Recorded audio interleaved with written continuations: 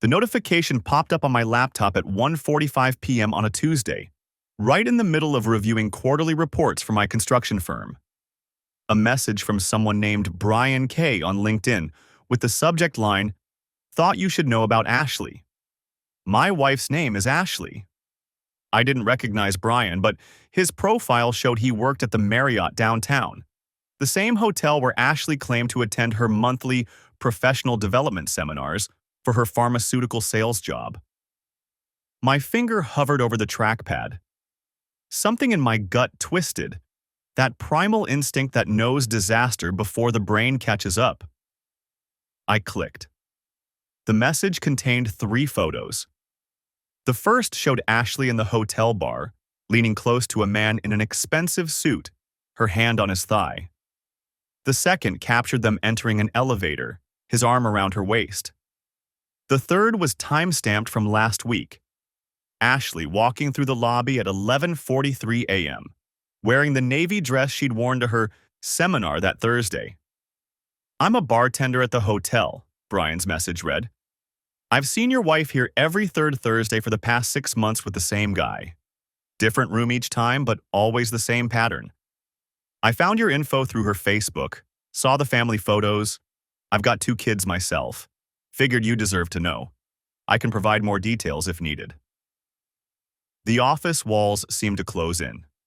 My hands went numb. Ashley and I had been married for 11 years. We had 2 daughters, Emma, age 9, and Lily, age 6. We'd just refinanced our house in Westchester County, New York. 3 weeks ago, we'd celebrated our anniversary at the restaurant where we had our first date. I looked at the photos again, zooming in on Ashley's face. She was smiling in a way I hadn't seen in months, maybe years. Radiant. The way she used to look at me. My phone buzzed. A text from Ashley. "Running late tonight. Client dinner in Manhattan. Don't wait up.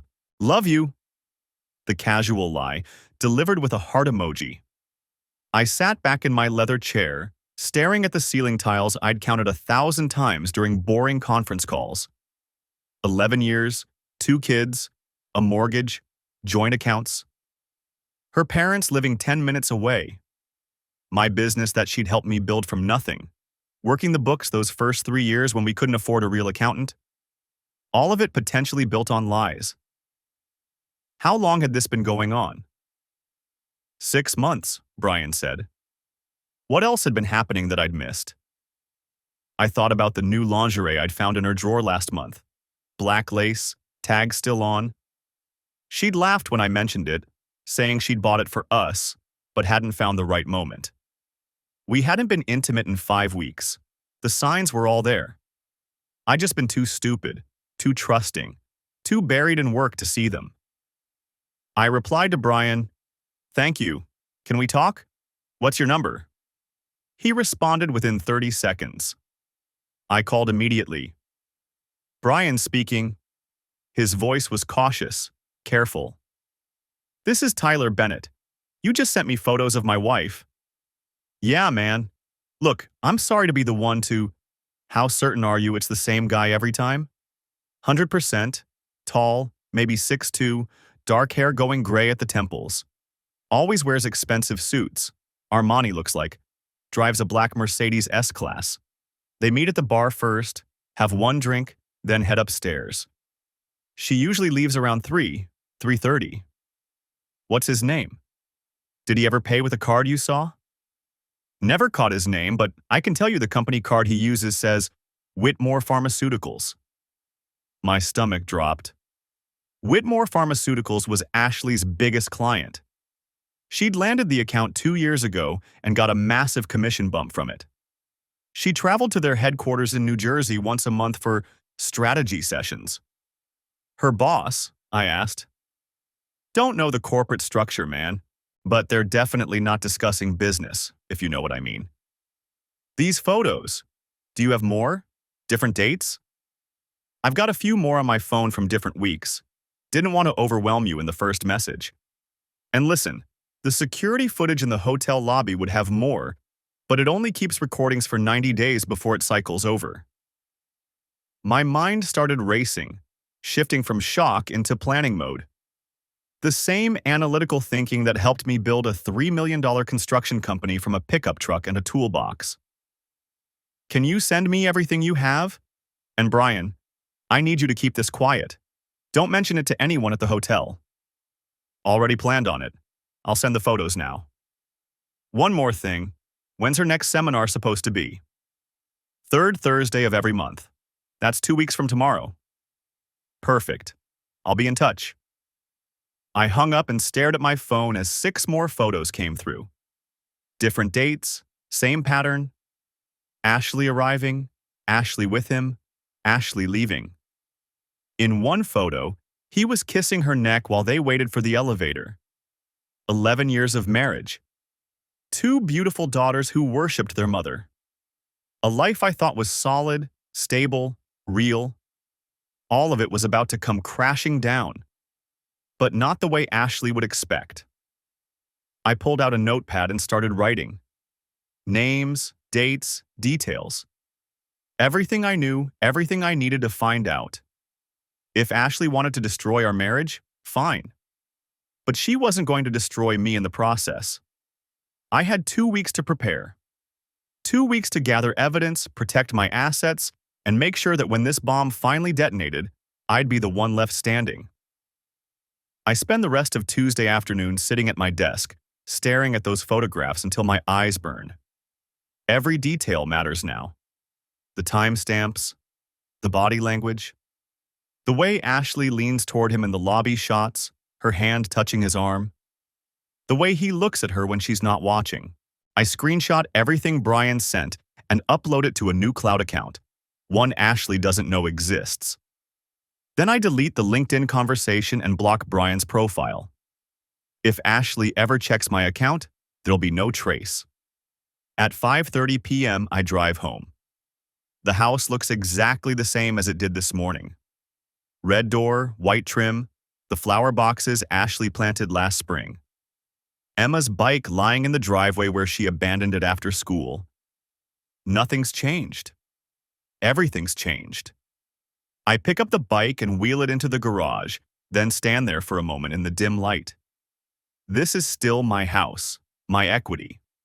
My name on the mortgage, refinanced 3 years ago when I expanded the business. Ashley's income helped with the approval, sure, but the down payment came from my savings. The construction loan that started my company came from my credit. I need to remember that. Inside, Emma and Lily are watching cartoons in the living room. They barely glance up when I walk in. "Where's Mom?" I ask. "Upstairs getting ready," Emma says, eyes glued to the screen. I find Ashley in our bedroom, standing in front of the mirror in a black dress I've never seen before. It fits her perfectly. Too perfectly for a client dinner. "Hey," she says, catching my reflection. "You're home early. Finished up some paperwork?" I lean against the door frame, watching her apply lipstick. Dark red. "You look nice." "Thanks." She blots her lips on a tissue. "This dinner's important. Whitmore's VP of Sales is flying in from New Jersey. David wants me there to discuss the contract renewal." David. First name basis with her boss. Or maybe not her boss. Maybe the man in the photographs. "What time will you be back?" I ask. "Late, probably 11, maybe midnight." She drops the lipstick into her purse. A new purse, I notice. Leather, expensive looking. "Don't wait up." "I'll wait up," I say. "I always do." She pauses, gives me a strange look. "You don't have to." "I want to." Something flickers across her face. Guilt, maybe, or irritation. But she smooths it away with a smile. "Okay, I really have to go though. Traffic into Manhattan's going to be terrible." She kisses me on the cheek. I smell her perfume, different from the one she usually wears. More expensive. "Have fun," I say. The words taste like poison.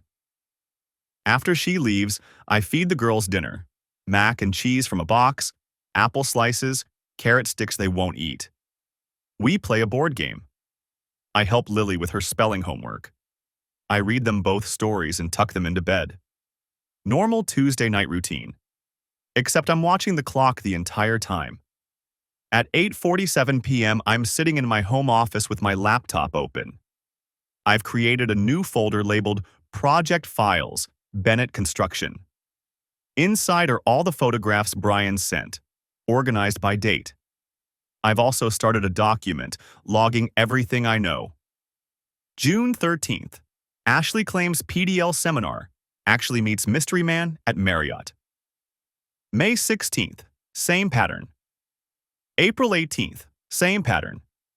The pattern goes back 6 months according to Brian. But I'm wondering if it goes back further.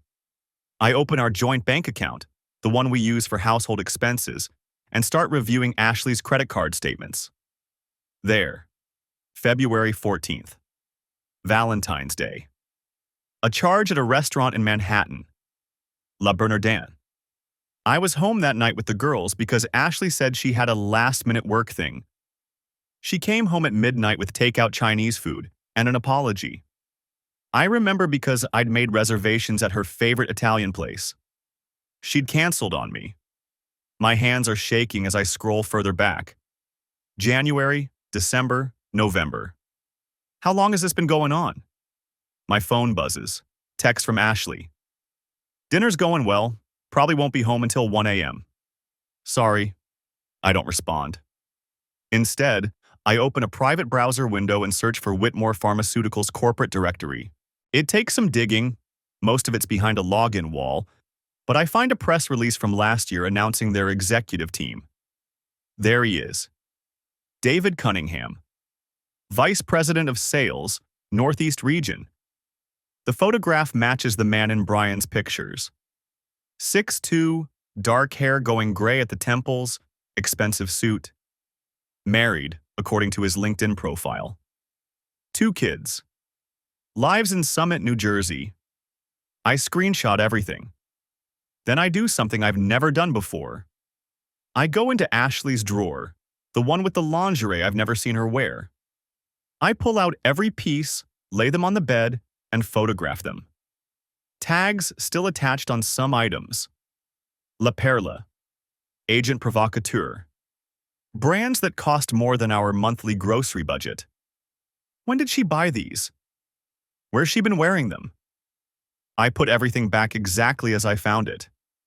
In the closet, I find 3 dresses I don't recognize. The tags are gone, but they're clearly new. I check the labels. Nordstrom, Bloomingdale's. I photograph those too, then check our credit card statements again. No charges from those stores. She has another credit card. One I don't know about. I'm still searching through statements when my phone rings at 11:23 p.m. Unknown number. Tyler Bennett, I answer. Mr. Bennett, this is Brian from the Marriott. His voice is quiet, cautious. I'm calling from the hotel phone. She's here. My heart stops. Now? Got here about 20 minutes ago. Same room as always. 4th floor, 412. They're registered under his name, David Cunningham, company card. How long do they usually stay? Couple hours. She typically leaves around midnight, 12:30. I check the time. And he stays? Usually checks out in the morning. Probably tells his wife it's a business trip. Probably. Just like Ashley tells me it's a work dinner. Brian, I say carefully, you mentioned security footage. Yeah, hotel keeps it for 90 days, but I can't access it myself. That's management level. Who would I need to talk to? Security director, guy named Paul Jennings. He's here weekdays, 9 to 5. Brian pauses. Look, I don't know what you're planning, but be careful. If Cunningham finds out someone's looking into this, he could make trouble. Guy's got serious corporate pull. I understand. Thank you. One more thing, Brian says. There's a parking garage across the street. His Mercedes is usually parked on level 3, spot 3A, reserved spot. Just thought you should know. After we hang up, I sit in the dark office for a long time. Ashley texts at 12:04 a.m. Leaving now. Be home soon. She walks through the door at 1:17 a.m.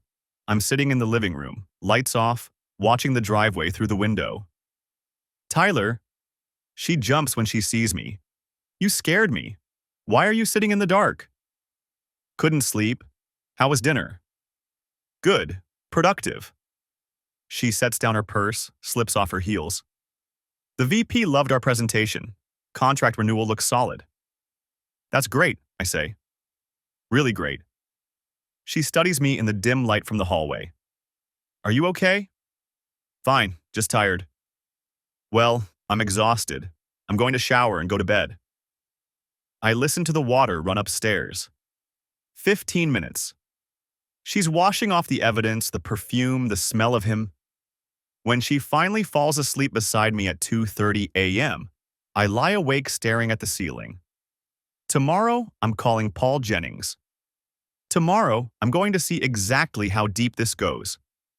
The email from Brian arrives at 9:23 a.m. the next morning. Subject line: FYI, footage timeline. I'm alone in my office, door closed. Emma and Lily are at school. Ashley's at work, or so she says. These days, I don't assume anything. I open the attachment. It's a spreadsheet. Dates, times, room numbers. Brian's been thorough. Every third Thursday for 6 months, like clockwork. But there's more. He's highlighted entries in yellow, additional dates that don't follow the pattern. Random Tuesdays, a Friday afternoon, 2 Wednesdays. My stomach drops. 14 visits total. Not 8. I count them again, hoping I've made a mistake. 14. The affair isn't just longer than I thought. It's more frequent, more deliberate. The Valentine's Day. Entry jumps out. February 14th, 2 p.m., 4:30 p.m., room 1847. That was the day she canceled our dinner reservation. Said she had food poisoning. I'd brought her soup when I got home. She'd been in bed, looking pale, thanking me for being so understanding. I close my eyes. Count ceiling tiles. Lose track at 37. My phone buzzes. Text from Ashley. Forgot to mention, girls have dentist appointments next week, Tuesday at 4. Can you take them? I have a thing. A thing. I type back. Sure. Which day were their last cleanings? The response takes 3 minutes. 6 months ago, I think. I'll check the calendar. She doesn't remember. Ashley, who keeps a color-coded family calendar on the fridge, who never forgets a doctor's appointment, who has Emma's and Lily's schedules memorized down to the minute. I pull up our shared calendar app. The last dentist appointment was 7 months ago. I'd taken them. Ashley had a client meeting. I check Brian's spreadsheet. 7 months ago, 3rd Thursday. Room 1623, pattern recognition. It's what made me good at running a construction business, seeing how pieces fit together, identifying problems before they become disasters. This is a disaster I didn't see coming. My desk phone rings. It's James, my site manager, calling about the Yonkers project. We talk rebar specifications and concrete delivery schedules for 10 minutes. Normal work. Normal problems with normal solutions. When I hang up, I pull out the notebook I've been keeping. It's hidden in my bottom desk drawer, underneath tax files from 2019. I add the new information from Brian's spreadsheet. 14 visits. Additional dates. The Valentine's Day detail. Then I write, dentist appointments. Check all past dates. Because if she's lying about where she is during client meetings and seminars, what else has she been lying about? I spend the next hour cross-referencing our family calendar with Brian's data. The patterns emerge like cracks in a foundation. Every late client dinner in Manhattan over the past year, 17 of them, happened on days when she could have been at the Marriott instead. I can't prove she was, but the timing works. Cunningham's LinkedIn shows he travels to New York from New Jersey headquarters twice a week, Tuesdays and Thursdays. Ashley's late dinners cluster on Tuesdays and Thursdays. I pull up our joint credit card statements. Most of her charges are legitimate. Gas, groceries, the girls' activities. But there are gaps. Days when she should have charged something but didn't. The secret credit card. It has to exist. I text Brian, "Thanks for the timeline. Question, did they ever pay cash at the bar?" His response comes fast. Always card. His corporate Amex. Sometimes she'd order room service after I saw them go up. That hit his card too. Room service. I imagine them in bed, ordering champagne and appetizers, laughing about their secret. My hands are shaking. I set down the phone. Deep breath. This is information, just data. Process it like a job estimate. Another text from Brian. Security director's name is Paul Garrett. Mentioned you might reach out. He's cool, knows the situation. Said to tell you the footage is still available but won't be much longer. 90-day retention, remember? I calculate. The most recent visit was last Thursday, 5 days ago. That footage will be available for another 85 days. But the earlier visits are approaching the retention limit. I need to move faster. I draft an email to Paul Garrett, then delete it. Too traceable. Instead, I add to my notebook, call Paul Garrett, personal phone, not office line. The office door opens. My secretary, Linda, pokes her head in. Tyler, your 11:30 is here. The architect for the White Plains project. I glance at my watch. 11:28. I've lost track of time. Give me 2 minutes. She nods and closes the door. I lock the notebook back in the drawer, clear my browser history, close Brian's email. 2 minutes to transition from betrayed husband back to Tyler Bennett, business owner. 2 minutes to put on the mask. It's getting easier each time. That should worry me, but it doesn't. The meeting runs 90 minutes. We discuss load-bearing walls, permit timelines, budget overruns. I'm present, engaged, asking the right questions. The architect compliments my attention to detail. If he only knew what details I've been paying attention to lately. When he leaves, Linda brings me a sandwich from the deli down the street. Turkey on rye, no mayo, extra pickles. She's worked for me for 6 years, knows my order by heart. You okay? She asks, setting down the bag. You seem distracted lately. I force a smile. Big project, lots of moving parts. It's not a lie. She accepts this, nods, leaves me alone. I eat mechanically, tasting nothing, while scrolling through Ashley's Facebook. Her profile is mostly private, but I can see what she's made public. Recent posts about the girls, Emma's soccer game, Lily's art project, a shared article about work-life balance, a photo from 3 weeks ago, the 4 of us at the pumpkin patch, all smiling. The comments are full of heart emojis and beautiful family responses. I study Ashley's face in the photo. She looks happy, genuine. Her arm is around my waist, her head tilted toward mine. 3 weeks ago was a Saturday. According to Brian's spreadsheet, she'd been at the Marriott with Cunningham 2 days earlier. How does someone do that? Compartmentalize so completely? My phone rings. Ashley. I let it ring 3 times before answering. Hey. Hey, just wanted to check in. How's your day? Her voice is bright, cheerful, normal. Busy. Had a meeting with the architect. You? Oh, meetings, emails, the usual. I was thinking, maybe we could do date night this weekend? Get your mom to watch the girls, go to that Italian place you like. Date night. Like we're a normal couple. Like she wasn't in a hotel room with another man 5 days ago. Sure, I say.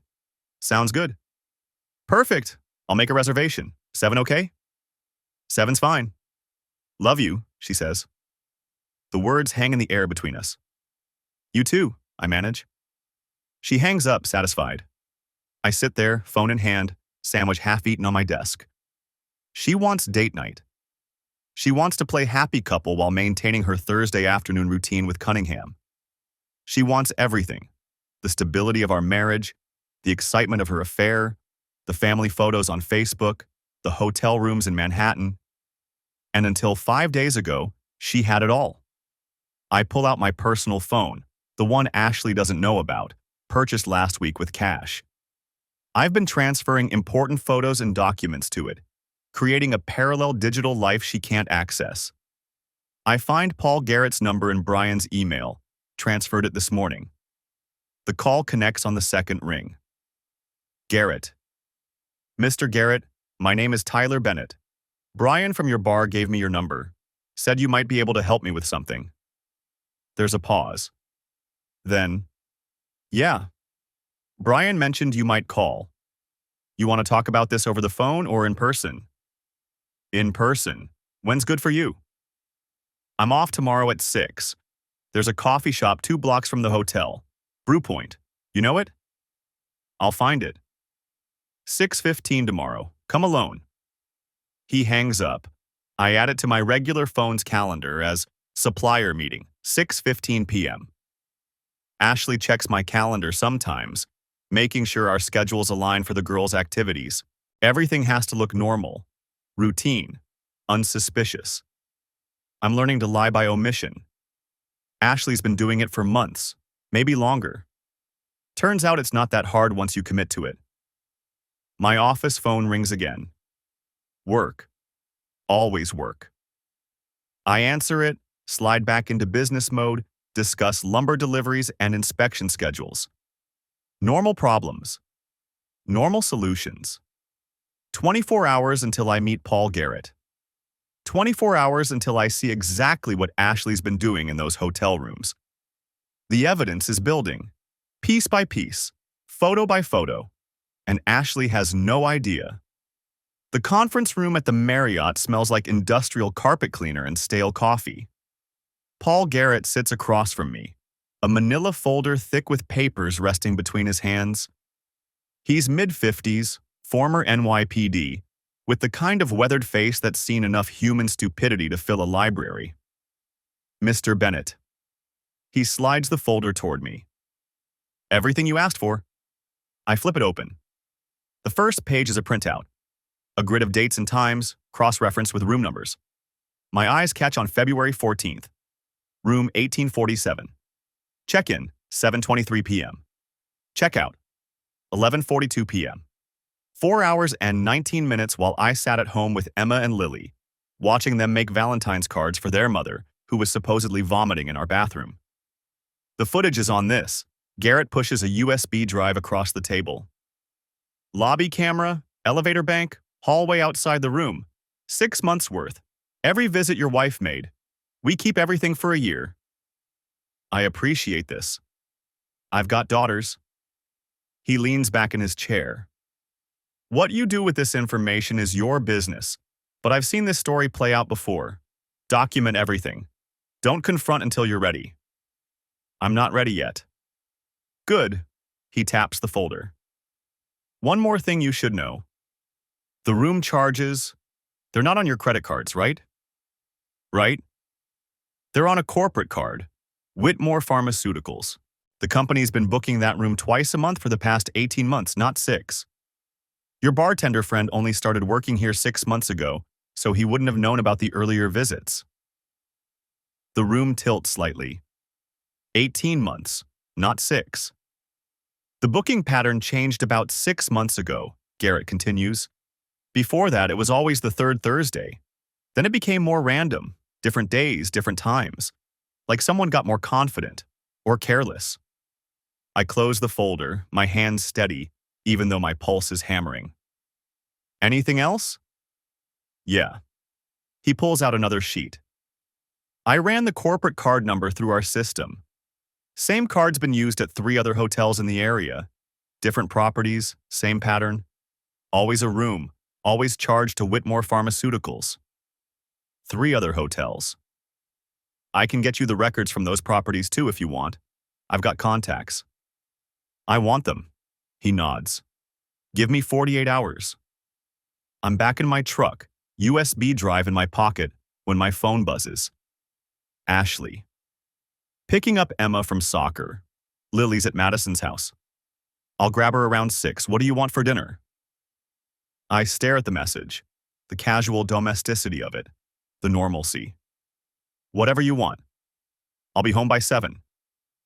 3 dots appear, then disappear. Then, perfect.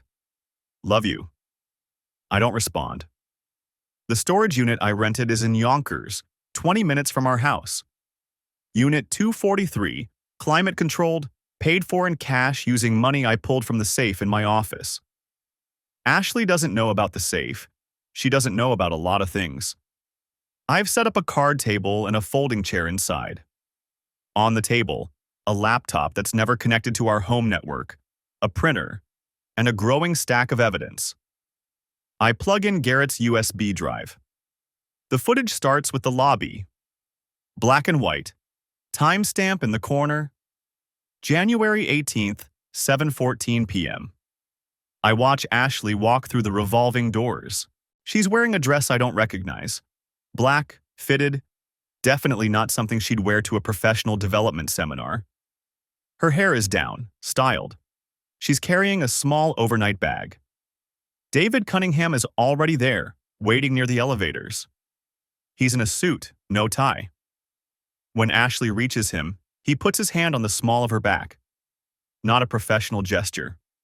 Possessive. They step into the elevator together. I fast forward to the hallway footage. 18th floor, 7:21 p.m. They exit the elevator, walking close but not touching. Cunningham swipes the keycard. They enter room 1847. The timestamp runs. 7:21 p.m. becomes 8 p.m., then 9 p.m., then 10 p.m. At 11:38 p.m., the door opens. Ashley emerges first, her hair different, messier. She's wearing the same dress but carrying her heels. Cunningham follows, straightening his collar. They kiss at the elevator. Not a goodbye peck. A full kiss, his hand in her hair. I watch all of it. Every visit, every arrival, every departure. I take screenshots, timestamp each one, cross-reference them with the dates Brian gave me and the credit card statements I've pulled from our account. February 14th. Ashley told me she had food poisoning at 6:30 p.m. The footage shows her entering the hotel at 7:23 p.m., laughing at something Cunningham said. March 22nd, our anniversary. She gave me a card that morning, told me she loved me, that I was her best friend. That night, she claimed a last-minute client dinner. The footage shows her at the Marriott at 8:45 p.m., wearing the emerald earrings I'd given her that morning. April 30th. Emma's school play. Ashley said she couldn't make it because of a work emergency. The footage shows her checking into the hotel at 6 p.m., an hour before the play started. I make notes. I print screenshots. I organize everything into chronological folders, both digital and physical. By the time I'm done, it's 9:47 p.m. My phone has 3 missed calls from Ashley and 2 texts. Where are you?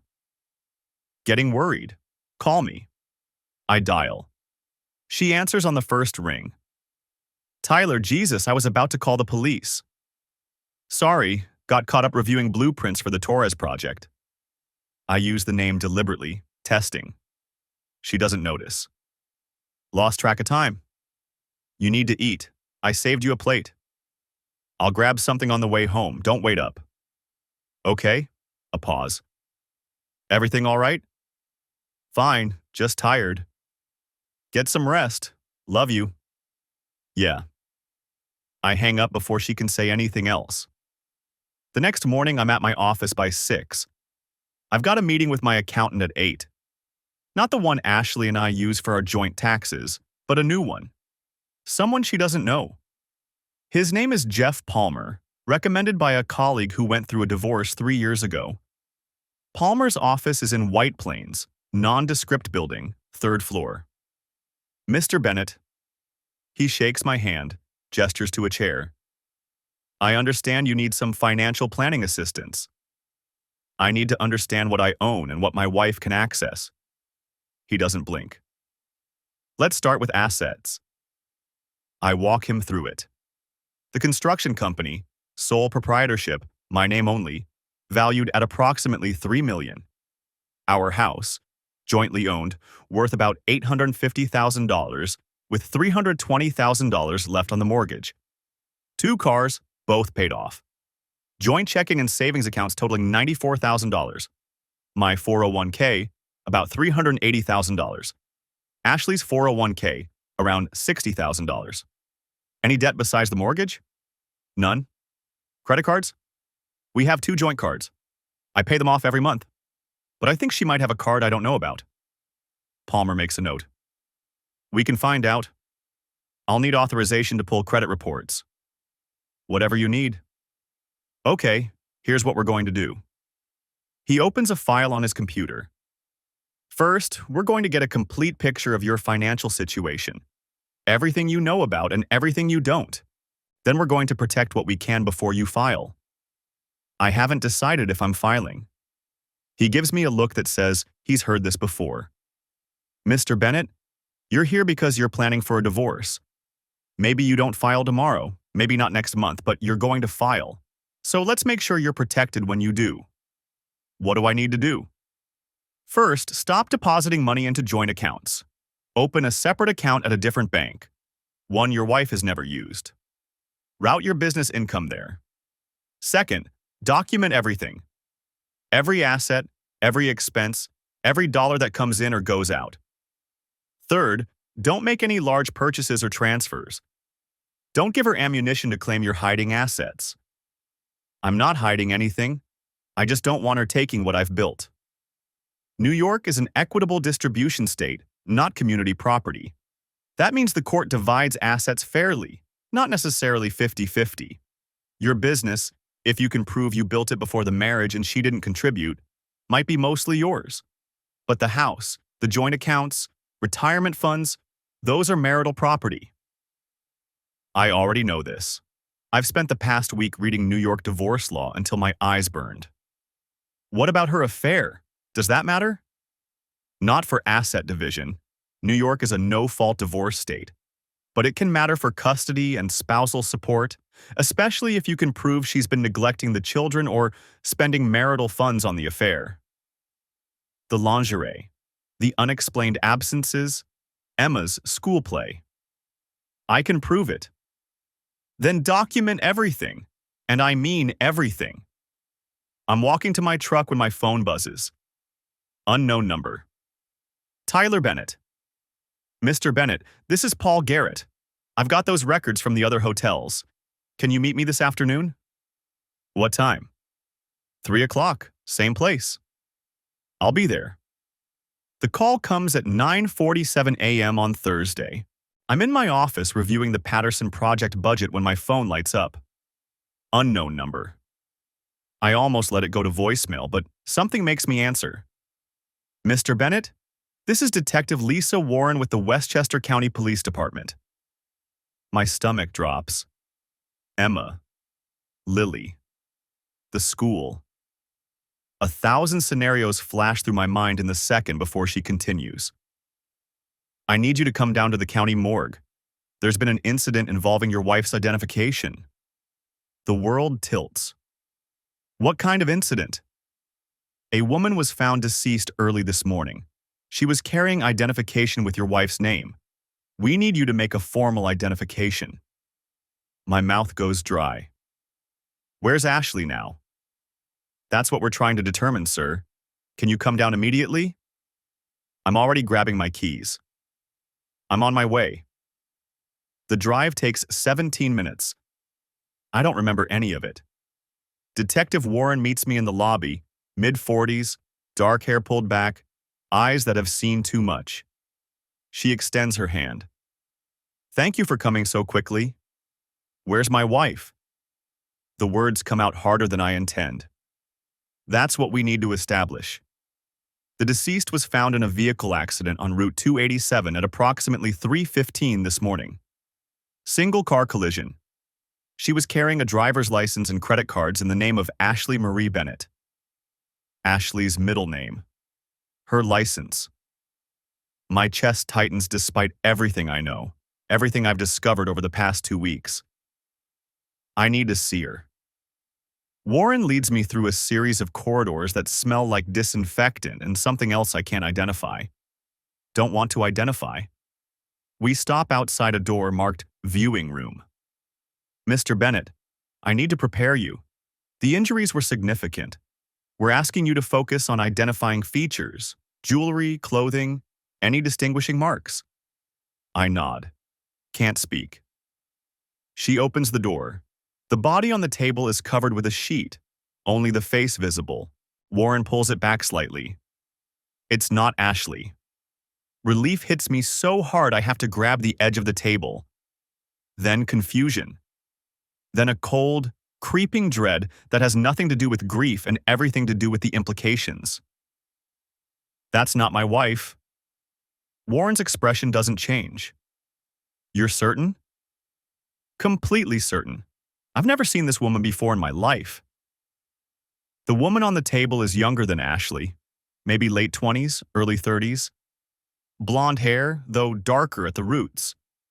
Similar build, similar height from what I can see. But the face is wrong. Everything is wrong.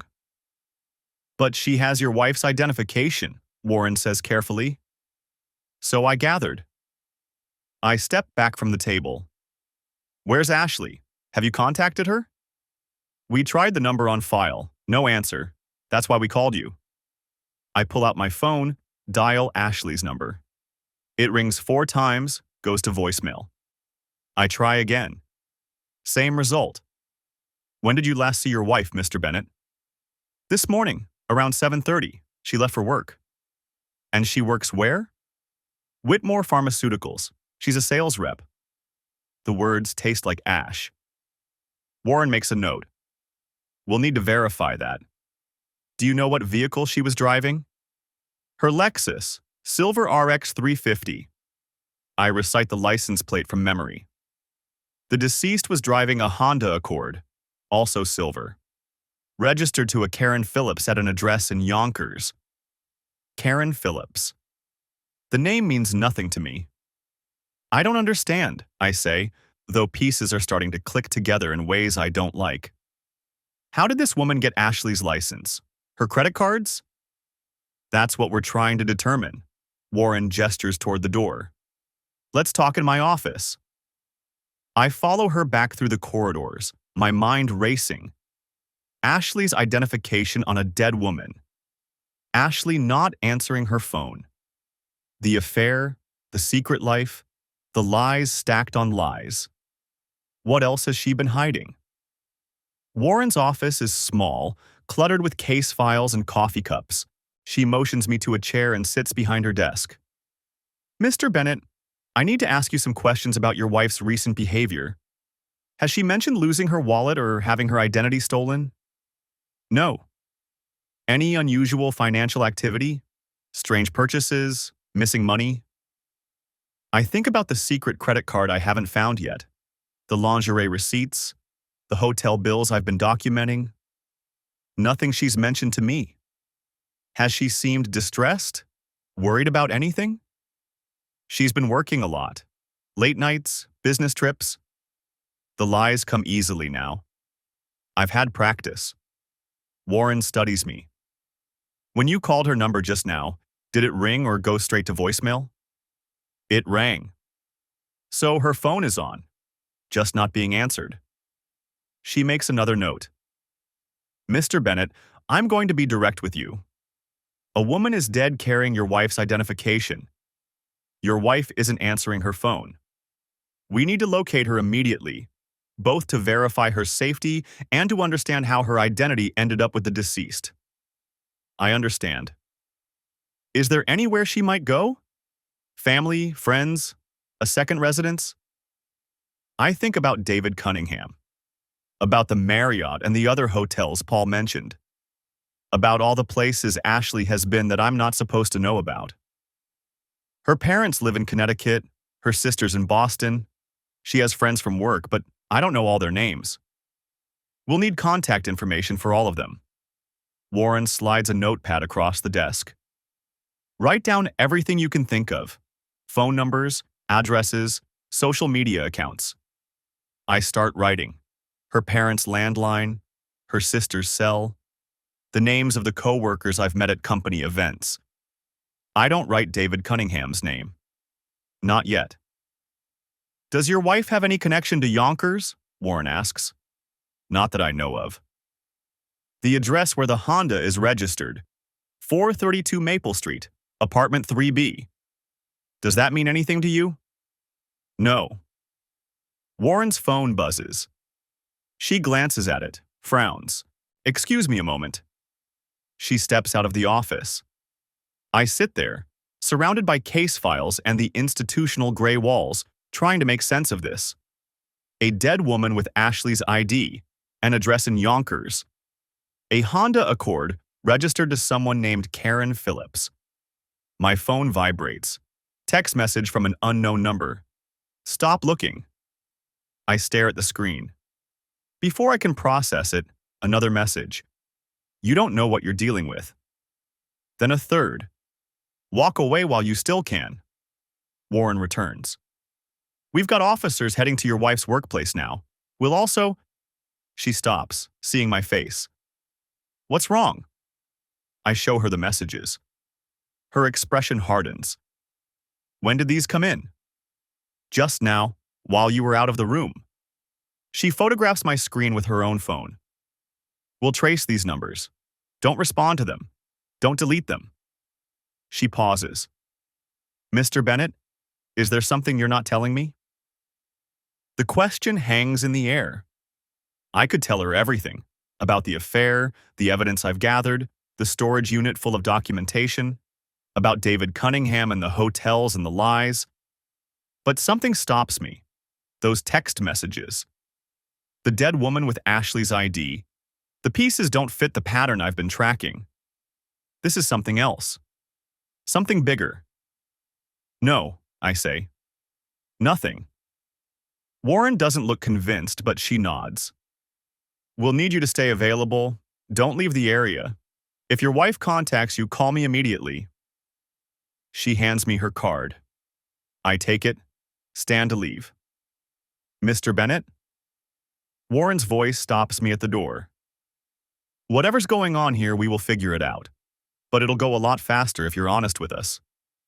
I meet her eyes. I want to find my wife just as much as you do, detective. It's not a lie. I do want to find Ashley. I just might not like what I discover when I do. The threatening texts keep coming as I sit in my car outside the police station. Last warning. You're making a mistake. Think about Emma and Lily. That last one makes my blood run cold. Whoever this is knows my daughter's names. I call Detective Warren immediately. She answers on the second ring.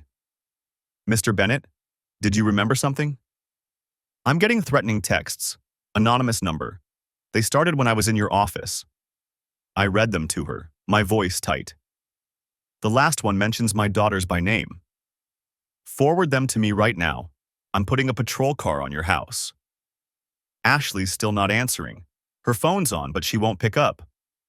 We've pinged her location. She's in Manhattan, Midtown area. We're sending officers to check it out. There's a pause. Mr. Bennett, I need you to be completely honest with me. Is there anything else you haven't told me? Anything about your wife's activities? I make a split-second decision. She's been having an affair for 18 months with a VP at Whitmore Pharmaceuticals named David Cunningham. Silence on the other end. Then, the pharmaceutical company. Yes, I've been documenting it, planning to file for divorce. I have hotel records, security footage, financial statements. I need all of it, everything you have. Can you come back inside? 20 minutes later, I'm sitting across from Detective Warren and her partner, Detective James Kowalski, a broad-shouldered man in his 50s with tired eyes. My laptop is open between us, showing the spreadsheet I've been maintaining. Hotel dates, credit card statements, photographs. Warren studies the screen, her expression unreadable. This is thorough. I own a construction company. I'm good with details. Kowalski leans forward. David Cunningham. You're sure that's the name? Positive. I have his LinkedIn profile, his corporate bio from Whitmore's website, photos from the hotel security footage. Why? The detectives exchange a look. What? I ask. Warren pulls out her phone, scrolls through something, then turns it toward me. It's a driver's license photo. Is this him? I look at the image. Dark hair going gray at the temples. Sharp features. Expensive suit visible even in a DMV photo. Yes, that's him. That's the man Ashley's been meeting. That's not David Cunningham, Warren says quietly. That's Robert Vance. He's a person of interest in a federal investigation. The office walls seem to tilt. What kind of investigation? Identity fraud? Insurance fraud? Possibly more. Kowalski closes my laptop gently. Mr. Bennett, your wife isn't just having an affair. She's involved in something much bigger. I don't understand. His corporate bio. Fake. The real David Cunningham is 63 years old and lives in Arizona. Retired 2 years ago. Warren pulls up another photo. This one shows an older man, balding, completely different from the man I've been tracking. Someone's been using his identity, his credentials, his corporate access. My mouth goes dry. Whitmore Pharmaceuticals is aware they have a problem. They've been cooperating with federal investigators for 3 months. They discovered fraudulent insurance claims being filed using their provider networks. Millions of dollars. The claims were for expensive medications that were never actually dispensed. And Ashley. We don't know the extent of her involvement yet. But Karen Phillips, the woman with your wife's ID, she was a pharmaceutical sales rep too, for a different company. She disappeared 6 weeks ago. Her family filed a missing person report. The pieces start connecting in my head, each one worse than the last. You think Ashley gave her ID to this woman, Karen? Or someone did. We're pulling Karen's phone records now, her financial statements, everything. Warren's voice is professional but not unkind. Mr. Bennett, I know this is a lot, but I need to ask, has your wife had access to other people's personal information through her work? I think about Ashley's home office, the filing cabinet I never looked in because I trusted her, the laptop she keeps password protected, the client files she said were confidential. She has files at home. She said they were client information, HIPAA protected. I never questioned it. We need to see those files. I'm going to need your permission to search your home. You have it, whatever you need. Kowalski stands. I'll get the warrant started. Even with consent, we want this airtight. After he leaves, Warren sits back in her chair. The texts you received, they're trying to scare you off. Which means someone knows you've been digging into your wife's activities. David, Robert, whoever he is? Possibly, or someone else in their network. This kind of fraud doesn't work with just 2 people. There's infrastructure, multiple players. She pauses. Your daughters. Where are they right now? At school. They get out at 3:15. My mother usually picks them up on Tuesdays. Call her. Have her take them to her place instead of yours. Don't tell her why, just that it's important. And don't mention any of this on the phone. The fear that's been building in my chest crystallizes into something sharp and focused. You think they're in danger. I think we need to be careful. These people, whoever sent those texts, they know where you live. They know your daughter's names. Until we understand what we're dealing with, I want your family somewhere safe. I call my mother. She answers with her usual cheerful greeting. Tyler, how's my favorite son? I'm your only son, Mom. The normalcy of the exchange feels surreal. Listen, can you do me a favor? Pick up the girls today and take them to your place? Let them have a sleepover? Of course. Is everything all right? Everything's fine. Ashley and I just need to handle some things. Work stuff. On a Tuesday? You know how it is. I'll explain later. Just keep them with you tonight, okay? I'll call you this evening. All right, honey. Don't work too hard. After I hang up, Warren nods approvingly. Good. Now, about your wife's location. She's at the Whitmore Pharmaceuticals corporate office in Manhattan, or at least her phone is. She could actually be at work. She could be, or someone else could have her phone. Warren stands. We've got NYPD doing a welfare check. They'll call when they have something. In the meantime, I need you to go home and wait. Don't touch anything in your wife's office. Don't call her. Don't text her. Just wait for us to arrive with the warrant. What if she comes home? Then you act normal. You don't know anything about Karen Phillips. You don't know we've been talking. You're just coming home from work like any other day. Her eyes are steady on mine. Can you do that? I think about Ashley walking through our front door, kissing me hello, asking about my day, all while carrying whatever secrets have gotten a woman killed. Yes, I say, I can do that. But as I drive home, my hands tight on the steering wheel, I'm not sure that's true. Because the woman I married, the mother of my children, my partner of 11 years, she's a stranger now. And strangers are capable of anything. My phone buzzes. Another text from the anonymous number. You were warned.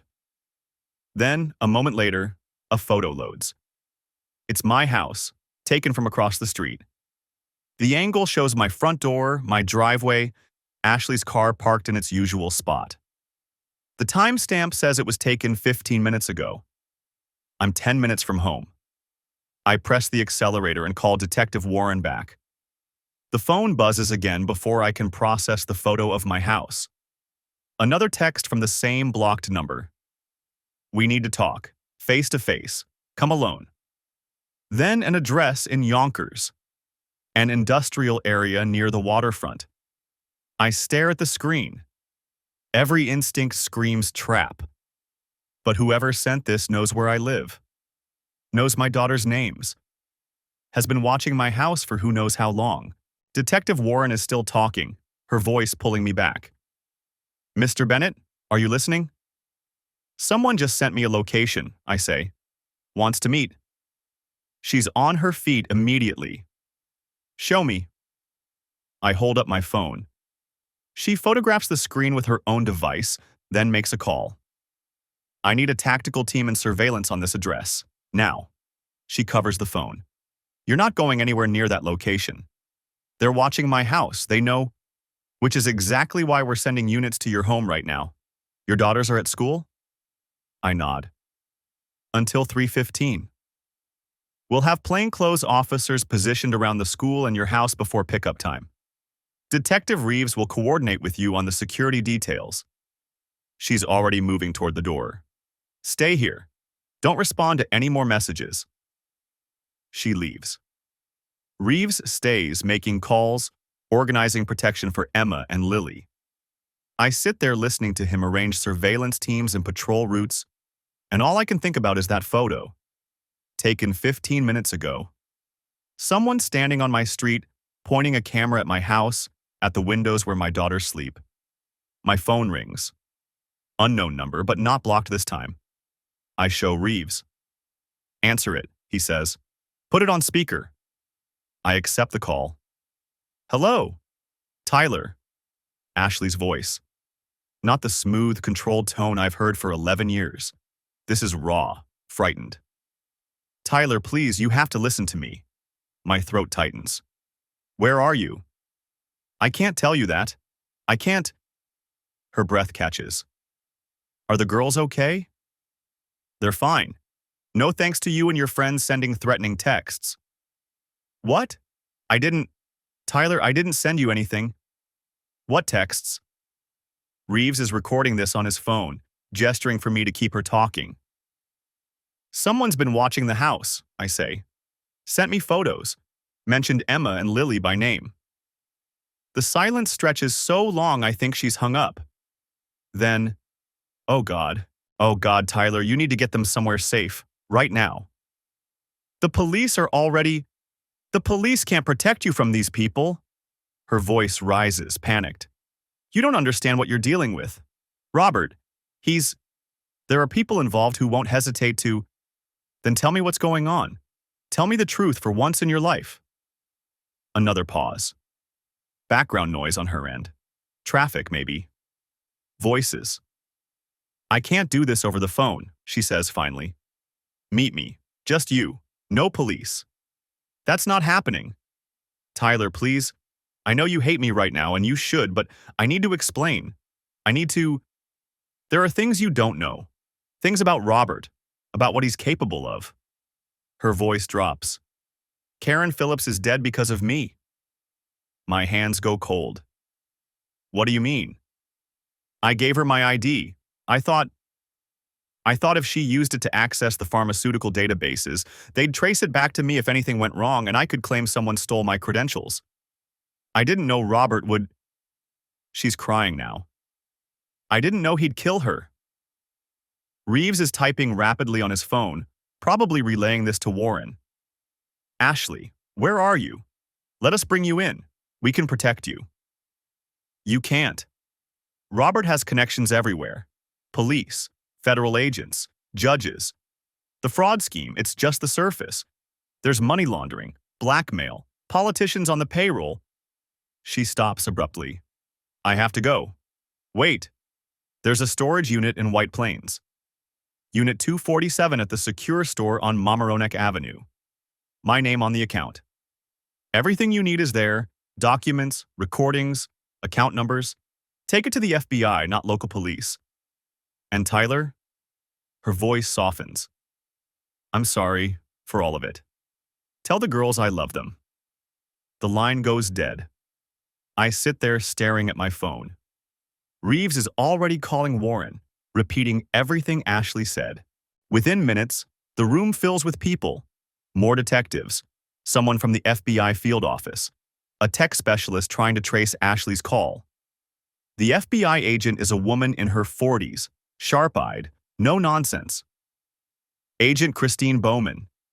I've been tracking Robert Vance for 3 years. Your wife just gave us more intel in 2 minutes than we've gathered in months. She sits across from me. I need you to tell me everything she said, word for word. I repeat the conversation. She takes notes, asks clarifying questions, confirms details. The storage unit, she says, will need to secure a warrant, but given the circumstances and your wife's permission, we can move quickly. The bigger issue is the threat to your family. She looks at Reeves. What's the security situation? Teams in place at the school and residence. We're recommending Mr. Bennett and his daughters relocate to a secure location until we can assess the threat level. No. The word comes out harder than I intend. I'm not uprooting my kids and hiding.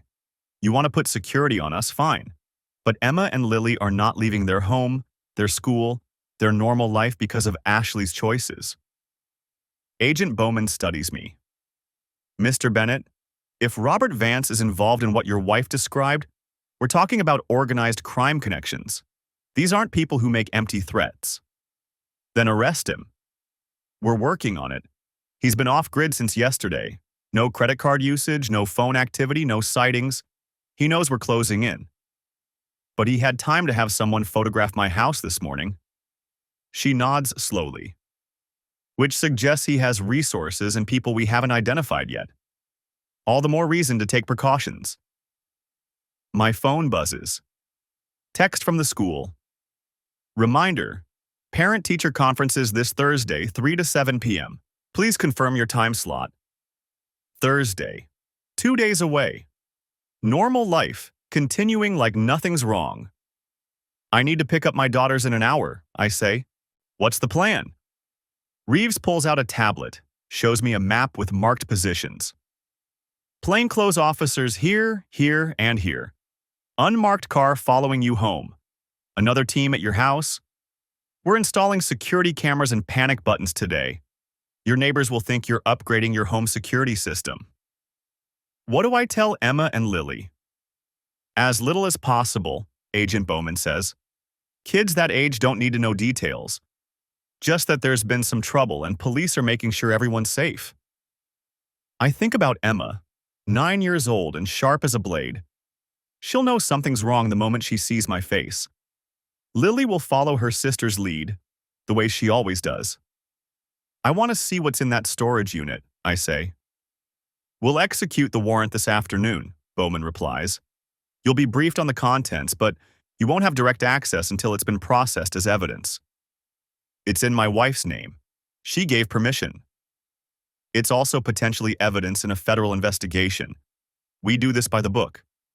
She stands. Go get your daughters. Keep your routine as normal as possible. We'll have eyes on you the entire time. The drive to the school feels surreal. Unmarked sedan 3 cars back, just visible in my rearview mirror. I park in my usual spot, walk to the pickup area where other parents are gathering. Susan Miller waves from across the lot. Her son is in Lily's class. Everything normal. Everything the same as yesterday. Except yesterday, I didn't know my wife was involved with criminals. Yesterday, I didn't know someone might be watching my children. The bell rings. Kids pour out of the building, backpacks bouncing, voices high and excited. I spot Lily first, her blonde ponytail swinging as she runs toward me. Then Emma, walking with her friend Jessica, laughing at something. They're safe. They're here. They're okay. Daddy! Lily crashes into my legs, hugging tight. We made volcanoes in science today, with baking soda and vinegar, and it exploded everywhere. Emma reaches us, more reserved. Can Jessica come over this afternoon? Not today, sweetie. Maybe this weekend. Her face falls. You always say that. I know. I'm sorry. I take each of their hands. Come on, let's go home. As we walk to the car, I see him, standing by a dark SUV 3 rows over, watching us. Tall, expensive suit, phone to his ear. Our eyes meet. He smiles. Then he's in the SUV, pulling away before I can react. Before I can get the license plate, before I can do anything but stand there with my daughter's hands in mine, watching him disappear into traffic. I didn't sleep that night. How could I? Every sound was a threat. Every shadow held danger. Emma and Lily slept in my room, both of them piled into my bed while I sat in the chair by the window, watching the street. The unmarked police car was parked 2 houses down. I could see the glow of a laptop screen inside. At 3:47 a.m., my phone buzzed. Agent Bowman. We found him. SWAT's moving in now. Stay inside. I watched from the window as more vehicles appeared on our street. Not obvious, but there if you knew what to look for. The operation wasn't here. It was happening somewhere else. But they were protecting us in case it went wrong. It didn't go wrong. By sunrise, Robert Vance was in federal custody. By noon, 3 more arrests, his associates, including a dirty cop in Yonkers and a claims processor at a major insurance company. The storage unit in White Plains yielded exactly what Ashley promised. Spreadsheets detailing fraudulent insurance claims totaling $8.4 million. Recordings of conversations between Vance and his network, account numbers for offshore banks, and a ledger with names that made Agent Bowman's eyes go wide. Your wife kept receipts on everyone, she told me that afternoon. Politicians, law enforcement, corporate executives. This is going to bring down a lot of people. Where is Ashley? FBI safe house. She's cooperating fully. Witness protection is on the table if her testimony holds up. And my daughters. When do they get their mother back? Bowman's expression softened. That's not my call, Mr. Bennett. That's between you, your wife, and the family court. The divorce took 8 months. Ashley didn't contest anything. She signed over her share of the house, her claim to my business, even most of her 401k. Her lawyer, a public defender since her assets were frozen during the investigation, told my attorney that Ashley just wanted it done quickly. We met once during the process, in a conference room at the federal building. She looked different, thinner, older. Her hair was shorter, no makeup, wearing a plain gray sweater I'd never seen before. "I don't expect forgiveness," she said. "I don't deserve it." I didn't respond. The affair started 2 years ago, not 18 months. Robert approached me at a conference. He was charming, attentive, everything I thought was missing at home. By the time I realized what he really wanted, access to pharmaceutical databases, client information, my credentials, I was already in too deep. She looked at her hands. He said if I tried to leave, he'd make sure I lost everything. The girls, you, my career. So I kept going, kept lying, kept telling myself I'd find a way out. "You gave Karen Phillips your ID," I said. "She died because of you." "I know." Her voice broke. "I know. I have to live with that." "But Tyler, I never wanted anyone to get hurt. I thought I was protecting our family by keeping Robert happy, keeping him from—" She stopped. "It doesn't matter now? I made my choices." "Yes, you did." "The girls.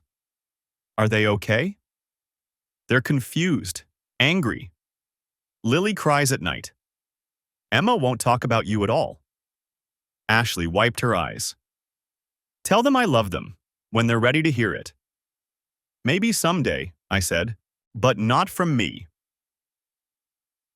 The trial was a media circus. Robert Vance and his network faced charges ranging from insurance fraud to money laundering to conspiracy to commit murder in Karen Phillips's death. Ashley testified for 3 days, laying out the entire operation. The prosecution offered her immunity in exchange for her cooperation. She took it. The defense tried to paint her as a willing participant, a criminal hiding behind claims of coercion. But the evidence told a different story. The recordings she'd made, the documents she'd kept, the trail of breadcrumbs she'd left for investigators. She'd been planning her escape for months before everything fell apart. Vance got 25 years. His associates got varying sentences. The dirty cop got 15. The insurance processor got 8. Ashley got supervised probation and a permanent mark on her pharmaceutical license. She'd never work in the industry again. 2 years later, I'm standing in the kitchen of the house that's finally, legally, completely mine. Emma is 11 now, Lily is 8. They're upstairs doing homework, arguing about something. The normal sound of sisters being sisters. Emma sees Ashley twice a month, supervised visits at a family center. She's warming up slowly, asking questions, starting to understand that people make mistakes, even big ones. Lily refuses. "She left us," she says whenever I bring it up. "She chose that bad man over us." I don't correct her. She's not entirely wrong. My business is thriving. The publicity from the trial, local businessman exposes massive fraud ring, brought in new clients.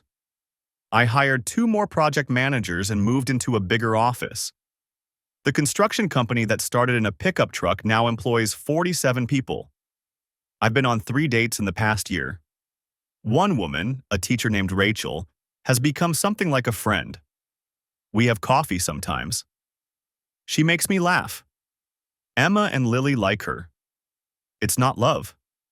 Not yet. Maybe not ever. But it's something. The doorbell rings at 6:15 p.m. on a Tuesday. I'm not expecting anyone.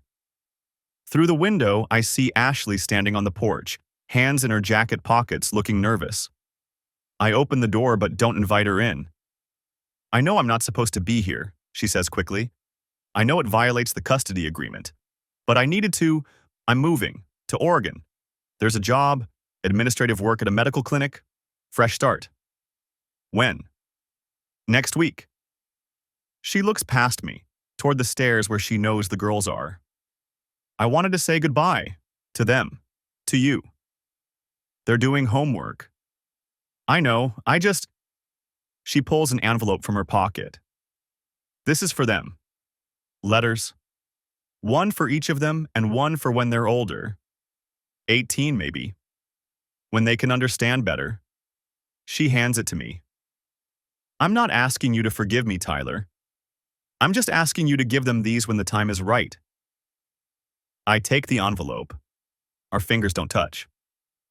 I'm sorry, she says, for everything. You deserved better. They deserved better. Yes, I say. We did. She nods, accepting it. You're a good father. You always were. They're lucky to have you. They're lucky they're safe. That's all that matters now. Ashley's eyes fill, but she doesn't cry. Goodbye, Tyler. Goodbye, Ashley.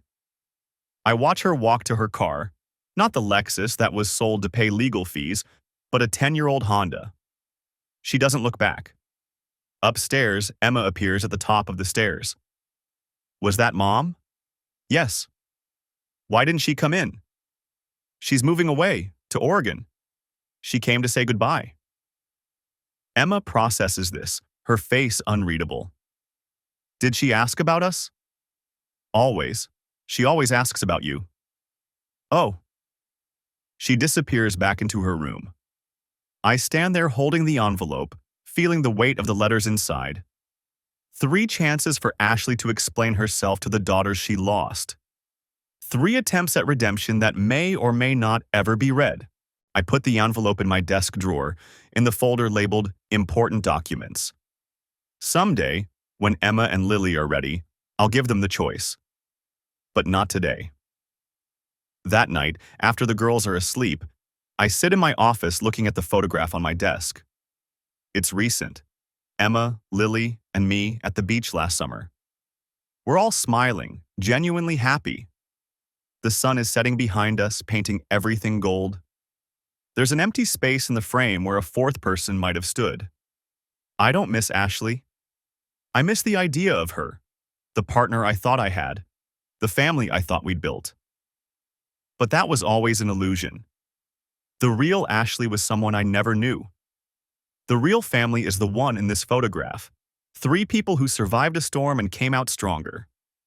My phone buzzes. Text from Rachel. Coffee tomorrow. I found a new place you'll love. I smile and type back. Sounds perfect.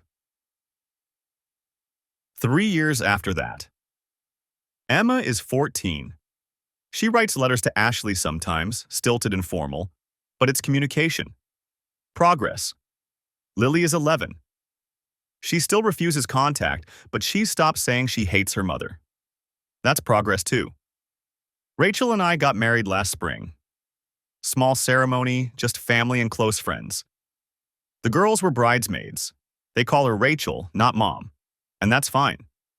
She doesn't try to replace Ashley.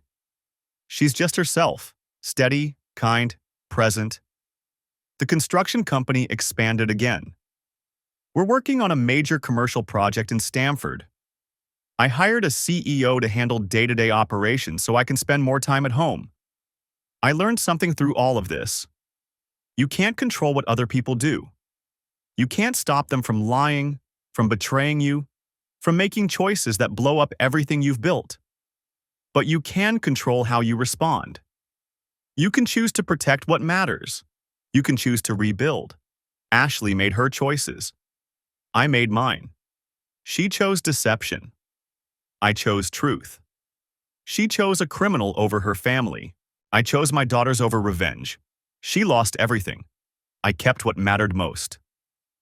The final piece of mail from Ashley arrived last month. A card for Emma's 14th birthday, postmarked from Portland. Inside was a gift card to Emma's favorite bookstore and a short note. I'm proud of the person you're becoming. Love always, Mom. Emma put it on her bulletin board, next to photos of her friends and a ribbon from her last soccer tournament. Do you think about her? I asked. Sometimes, Emma said. But not the way I used to. Not like she's missing. More like she's just someone I used to know. That's fair.